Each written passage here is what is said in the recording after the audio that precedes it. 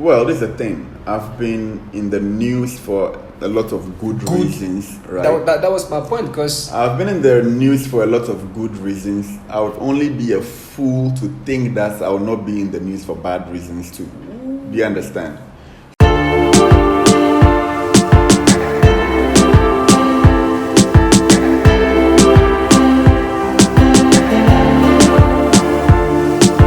guys, welcome to the ENCORE show. I'm here with Anthony's Dzamefe. You got it. That's how you pronounce Dzamefe, it. yeah, that's Dzamefe. fine. Yeah. Okay, he's one of the renowned watchmakers in Ghana. If you've heard of Caveman Watches, this is the gentleman behind it. Nobody does it better like he does it. He's pushing Ghana's name to the international markets. Foreigners are buying for him, locals are buying for him. And the thing is, he makes watches for almost everyone. Yeah. For every budget, actually. Okay. So how did the story of watchmaking start for you? For me, it started from selling watches. You know, I just chanced upon the need to buy a watch sometime around 2015. I never liked watches before that. Wow. So I just had to buy a watch for the first time in my life. And then I bought a watch for 50 cedis. I sold the watch accidentally. I just posted a picture and somebody showed interest and I sold it and I made profit on it. So I just thought I could make a business out of it by selling watches. So basically that's how we started, accidentally just selling one watch and then buying two watches, selling the two, then buying three, selling three, buying four. Wow. Yeah, that's how we started. So you were a businessman that chanced upon an opportunity. I was a jobless individual. Wow, you were jobless at that time? Yes, I was jobless at the time. Wow. And, so I was home pretty much looking for what to do with my life. Then I just wanted to... And which year was this? That was 2015. 2015? 2015, yeah. Wow. So That's roughly 6 years ago. Roughly 6 years. So my whole watch journey started about 6 years ago when I bought my first watch. I bought it to wear, not to sell. Somebody just showed interest and I sold it. Wow. So you bought it 50 cedis and sold it for... Sold it for, I think, 100 cedis or... Whoa, you're a businessman! I sold it on 90 or 100, yeah. So wow. I think... you're a businessman. Because mostly, when you meet people that do unique and extraordinary stuff that you're doing, it's either it's in the family, or maybe they learned it from someone. Yeah. But yours didn't start that way. You chanced upon an opportunity. You realize, okay, maybe there's money here. Exactly. As a jobless man, yes, I can make money here. Exactly. And then you turn it into... So how did you train yourself? So, I started selling watches. Okay. Maybe I have some training.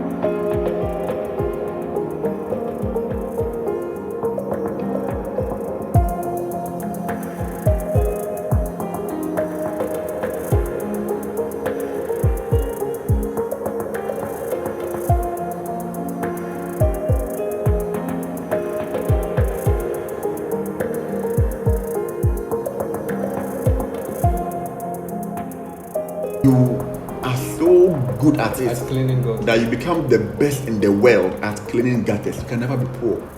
Yeah. You get it? Because people who come for your service. You get it? You can never be poor. If you do what you are good at to perfection, you will never be poor. So people should not, there's no particular step to follow, like quit your job, start entrepreneurship. You might go and be in trouble. People can still work in offices and become millionaires. It happens.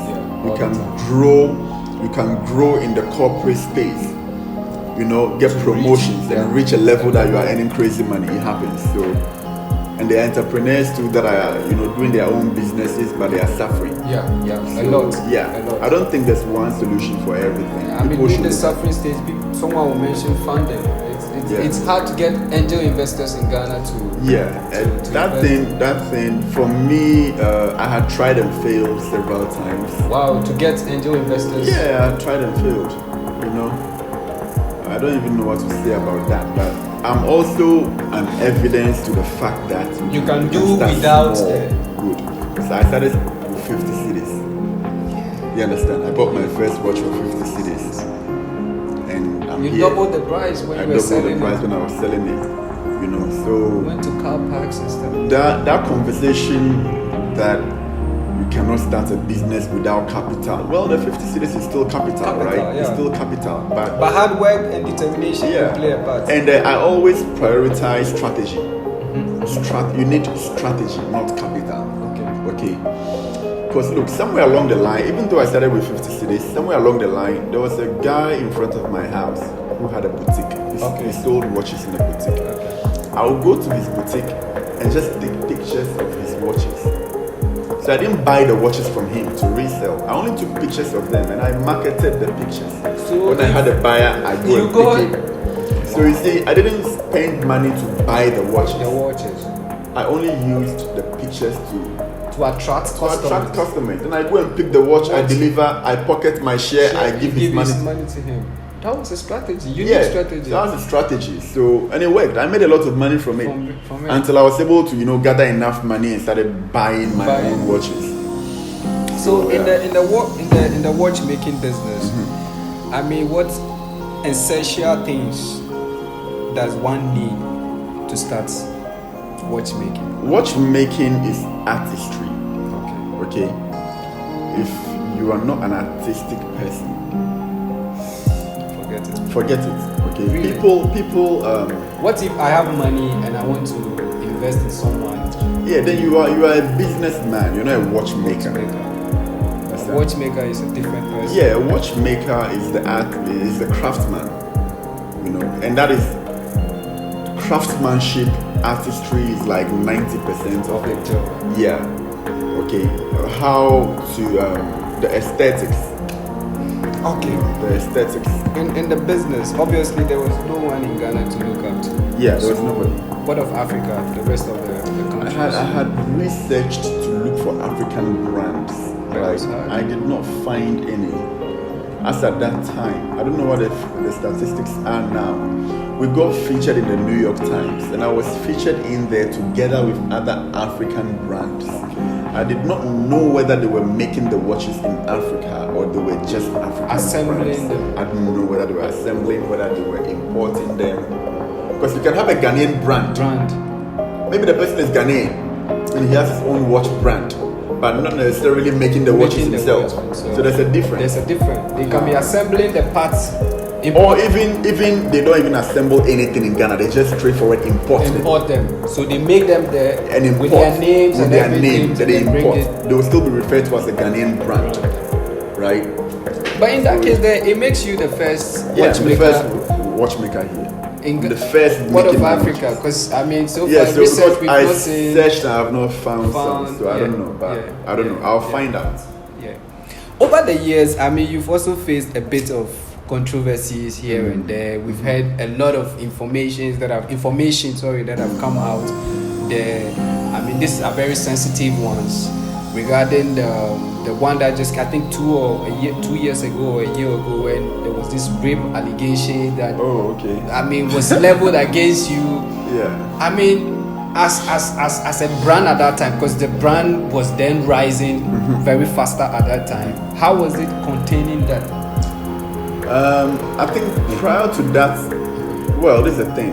I've been in the news for a lot of good reasons, right? That was my point, because I've been in the news for a lot of good reasons. I would only be a fool to think that I would not be in the news for bad reasons too. You understand? So it was something that I was even telling my mom at a point that, you know what, where I want to go in life, right? No successful man ever gets there without bad controversy, challenges and all that. So I was telling my mom that, you know what, I know my challenges will come. I don't know where they will come from, but I pray they come early. You understand? You don't become that, get to the stage where the brand is a global brand before you are hit with something which is not true or might be true.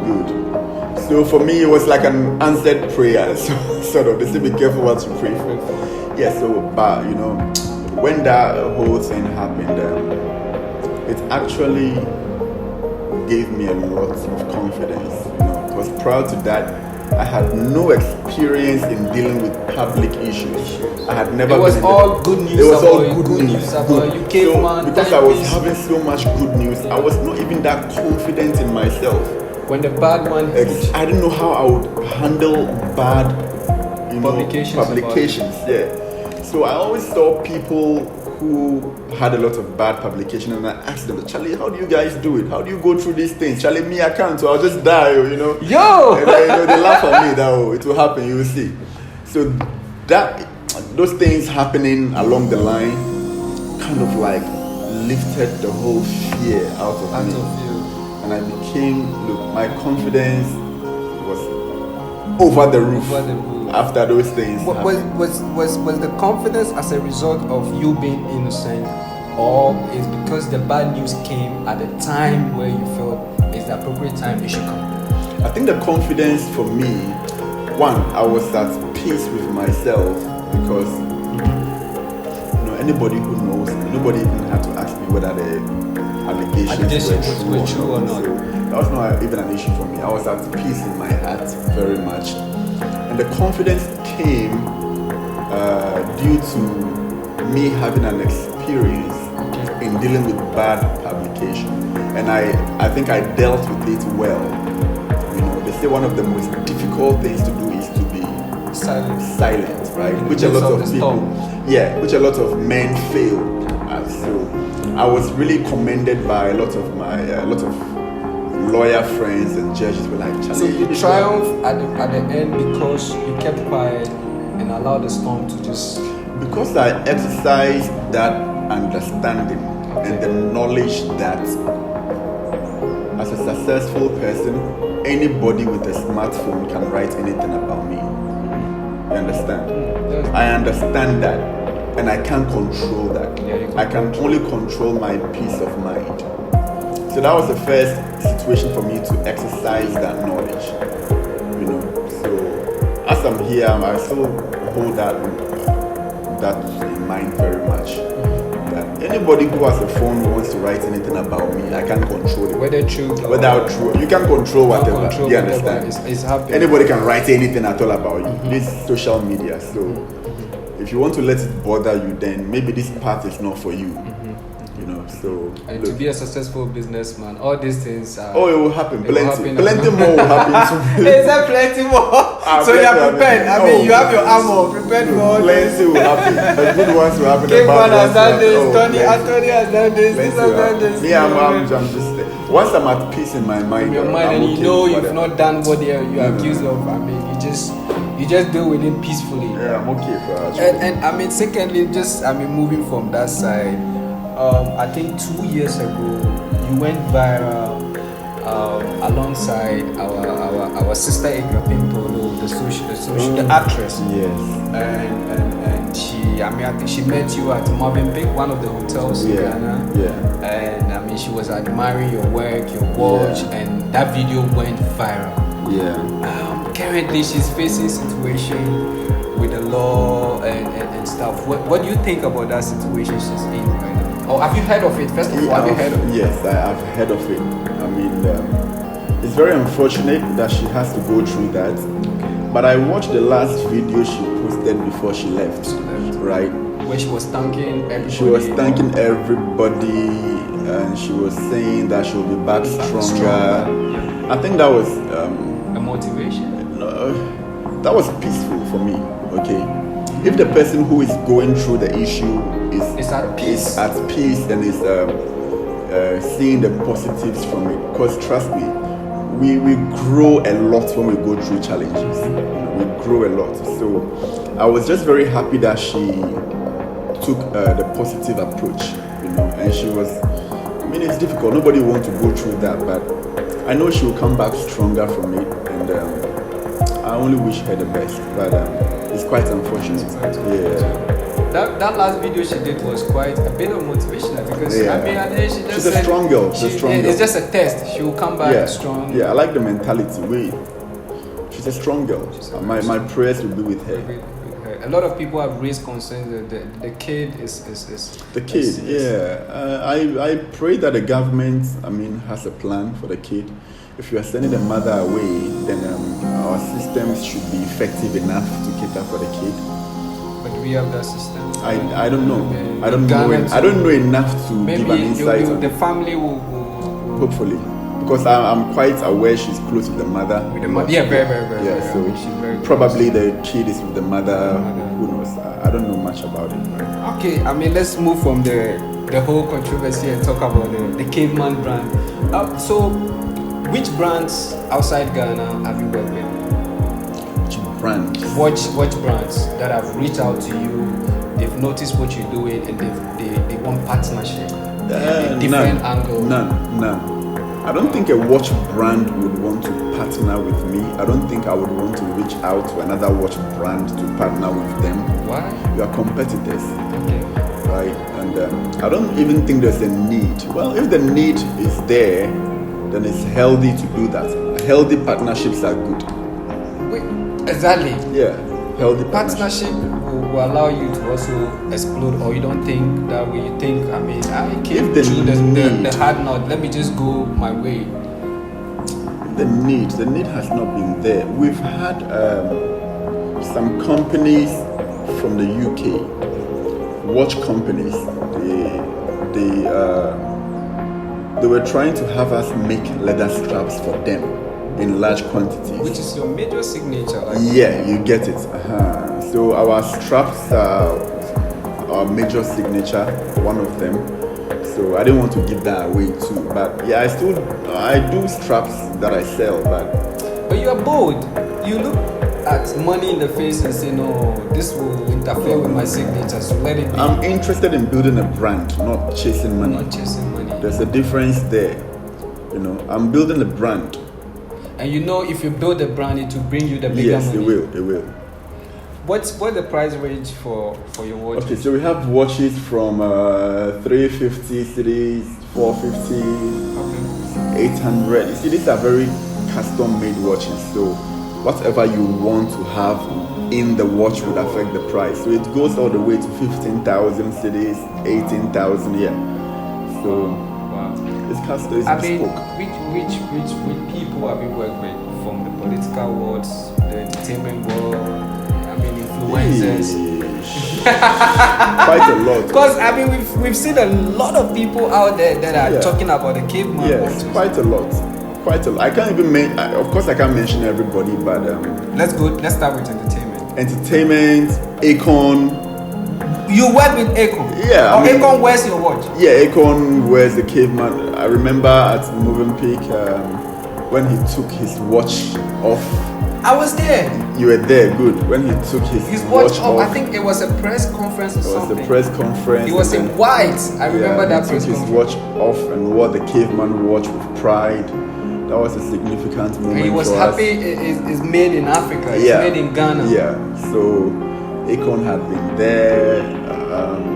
Jazzy in Nigeria has shown a lot of support. Another huge figure to us. Yeah, Ghana, a lot of people. I think we saw Dumelo. He promotes Desmond Elliott. Dumelo really promotes us a lot. He does really good for us. Cheddar Nana Kwame Bediako has also helped us a lot. Cheddar is also wearing your watch. Cheddar wears our watch. Lots of people. Wow. So I mean, you know, Akon, with the Akon side, Akon is building a whole city in back in Senegal. Has there been talk between the two of you to probably maybe go into partnership, showcase your watch over there, or have a factory or something? We have not had that discussion yet. Okay. You know, the Caveman brand is just 2 years now. Okay. But you're everywhere. Yeah, we are everywhere. But you know, I have to move at a very healthy pace. I'm not in a hurry too much. I mean, I still need to grow at my own pace. There's a saying that it's very dangerous for a man to be successful before he is ready. You understand? So that's powerful. Yeah. Repeat that so that it's very dangerous for a man to be successful before he is ready. I'll take this quote. Yeah, so I'm trying to be ready before something. Throughout this conversation, I think this is something you unintentionally keep repeating in most of the answers you give. You want to be ready. I want to be ready. You want to be ready. You want to be ready. So I control a lot of this hype. You know, Charlie, I want to be ready. You know what? The beginning, right? When I was looking for investors, I got none. But I sit down and I think that if I had had investment from the beginning, I would have been deprived of some of the experiences I have now. Good. So I take everything positive. So the challenges, the hardship that you went through actually gave you more experience to be able to approach investors now, or to be able to now know how to negotiate with investors when they come to you. To be able to know how to build a brand. Yeah, how to suffer. The lessons that come in suffering before you get there. Before you get there. If you are deprived of those, I have more confidence in the version of myself that goes through challenges compared to the one that doesn't. You seem to prefer the challenges. I like it. You like it because you keep mentioning challenges. I like bad times. It's weird to put it this way, but I can confidently tell you that I don't remember growing in comfortable spaces. You always want to be challenged. Yeah. I can't remember the growth that I've had in comfortable, and I can point out the things that I have achieved right after coming through bad times. Yeah. So this is my mindset, you know. So that means mentally you're strong. I mean, having to face a bit of depression, because mostly when challenges keep coming over and over, as a man, you question yourself. Yeah, because I mean, challenges over and over and over again. A man, you question yourself. I mean, why me? That's a lie. It doesn't mean that we don't have the good times too. We have the good times. We have a lot of good times. When the bad ones come, we just have to take them. You seem calm with how you handle stuff. Is it part of you or something you learn about? It had been part of me. See, I'm writing a book on this thing. Oh, you're writing a book? I'm writing a book on this. I sit down and I look at my life from childhood. From primary school to JSS to secondary school to the university. I did my national service and where I even worked before starting this. In every stage, I had always been going through problems. So you're used to problems and how to solve them? Yeah, I had always been going, especially secondary school. Look, every time I'm going through punishment. Tony has done something bad again. Tony has done something bad again. To the point that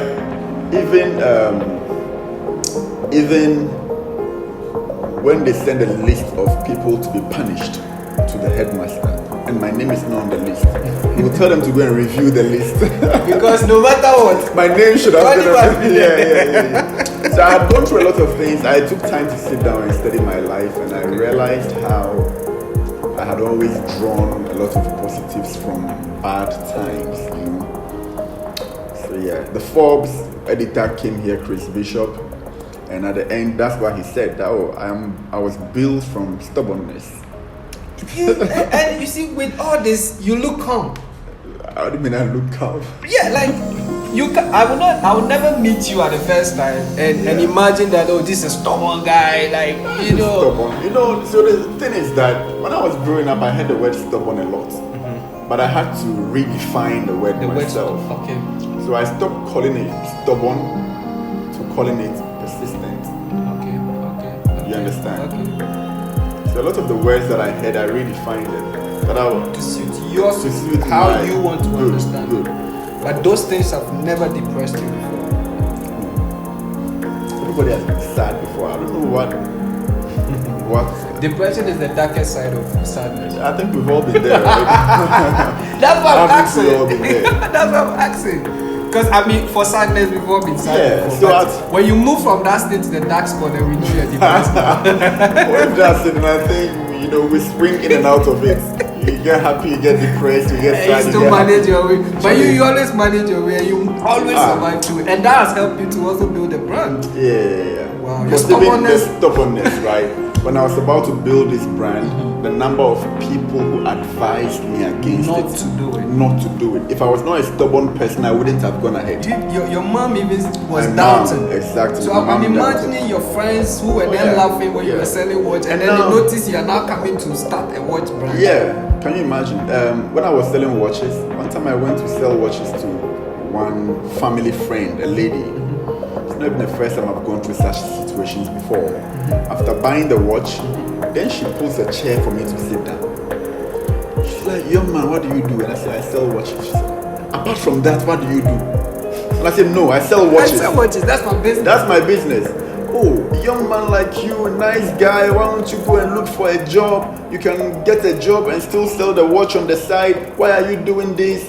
Go and look for a job. Out of concern, not because they hate you, but hate you. they are also afraid. Like, It's when fear. will you make it from selling Yeah. watches? So now she sees me and tells me I'm an inspiration. I've done well. So if I had not been stubborn, So your stubbornness has now made you a role model in society. to put your mind to something and be determined to do it. I think that's just what they were referring to as stubborn. But I think it's just all good. I mean, in a nutshell, or in conclusion, have you tried being the first watchmaker in Ghana?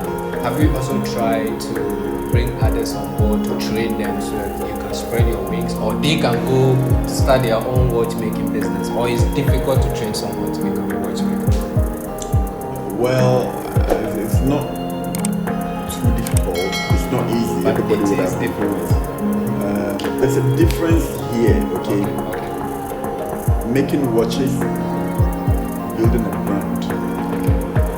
Two different things, okay? So the brand Caveman would employ watchmakers. So they make the watches for the brand, right? So building a brand is a whole different ball game on this one. You can have people who know how to assemble watches and do all those things, but they may not be businessmen who can build a brand. Good. And you have both. I have both. I'm a business person And a watchmaker. and I'm a watchmaker. So you're building a brand from the watchmaking. Exactly. Then I get to a point where I now start recruiting, training people to make the watches. Then I manage the company as a businessman. Do you understand? That's where I'm getting to now. Okay. So would you like to train people to have these two set of skills? Be a businessman and be a watchmaker and building a brand out of it. You have basically asked me if I want to groom competitors. Groom Ghanaians that can be in the same space as you. Why would you want to? If you have a business, you have a company, why would you want to grow competitors? For the sake of the country. You want Ghana to have more watchmakers that are spreading their wings. So probably you're building some for Ghana. That's an interesting one. Of course. I've always had the interest to motivate the youth. Okay. To but you will not reveal your secret power. That one is. no, I mean, that's just Or you company see push. the training process to be you actually putting your secret out there. So it's not necessary. You would rather tell them to chase their passion. Good. You see, every company has their trade information that they hold, so it's nothing new. But generally, I'm a big fan of mentoring people. Okay, I'm a big fan of mentoring the youth. You know, a lot of people have the ability to, you know, start business. They don't know what to do or how to do it. I've gone through that journey. I've been through the mill, and I'm always trying to impact knowledge onto other people. It's a joy for me to see other people venturing and succeeding. So I do mentor a lot of young people like myself in business. Yeah, I may not be necessarily growing competitors for my own brand, but in any field possible that I can share my experiences to through other people, I will, and I always do. Have you had the experience where someone came to work here, tried to take your ideas? Because obviously you expose some of your workers to some of the secrets, your trademark stuff. Oh, we've gone through it. Wow. And they go out there to compete against you. Well, this is what I'm saying, that you see, you can have somebody who wants to make watches, right? But the person is not an artist. So that's your secret. It's a God-given talent. The artistry is a talent. You understand? You can have the dedication you want to, but the artistry, the craftsmanship, if you don't have it, it's a little problem. You know, so it's a little complex for people to come and steal ideas. You can come and see what I'm doing, but you can't do it. I've grown to not be bothered about that. I'm very focused on what I am doing. I have confidence in my strategies and my direction. And when it comes to competition, I've always said that to be great, even Michael Jordan needs somebody to dunk on, right? You know? Oh my God! Even Michael Jordan needs someone to dunk on, to make him look good. So if I have competition, I'll use them to make me look good, because I know I'm miles ahead of whoever. I mean, you're the best at now. The secrets and the things you've learned in this field is I'm waiting for whoever comes so that I'll use the person to look good. to look good. Yeah. you want a competitor to actually come into your mind. I can't but does it look this. like you get a competitor soon? This is a very delicate industry. This watch industry is delicate. So it's not easy for just anybody to just pop up making watches. You see, I have a story. Okay, I have a story behind your watch. I have a story behind my watchmaking. You can't copy my story. It's not like I'm not the only person who can do it. I believe there are people out there who can do it, but you can't copy what I'm doing. What I'm doing. You can't copy my story. You can't copy my ideas, my craftsmanship, my talent, my abilities. You can't copy them. You would have yours. You'll be your own person. Be unique on your own. Yeah, you understand. Yeah, and yeah. So your work seems like very, very, very stressful and very, very, very busy. How do you make time to, entertain yourself sometimes? Entertain myself. Or, time where you can just have for yourself to relax away from work. Do you still find those? I play basketball a lot to keep really? fit. Yeah. I play basketball a lot to keep fit, you know. You played it to some level where you made money from it? No, not professionally. I mean, Ghana, who is making money out of basketball, doesn't grow into that stage. It hasn't. But I used to play basketball a lot my whole life. You know, anybody who knew me knows that I play basketball. Yeah, really makes me. So it's just a hobby. Just to keep your mind relaxed and away from all this stress. Apart from that, what else?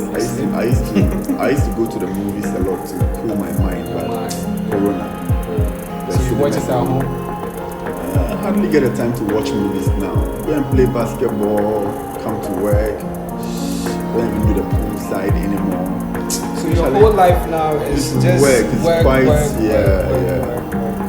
I mean, what's your final words to to the youth out there who want to take bold decisions like you are taking, which is not easy in this current time. It's not easy, right? But my advice to the young Ghanaians is that everybody should take the time to identify their strengths, their weaknesses. Know what you are good at. Don't force yourself to fit into an environment that you are not comfortable just because people are making it there. Find your strengths. If you need a mentor to help you to develop your strengths, to help you to monetize, to make your strengths profitable, it doesn't matter what it is. People are too afraid of venturing into some terrains because they think it doesn't look flashy, it doesn't look white collar. Whatever you have the passion for, if it can be monetized, if it is legal, find a mentor to help you to build it and do it with all your heart. You know, so that's very important. Okay, thank you. Anthony, please help me mention the last name. Dzamefe. Dzamefe. I like the name. Caveman.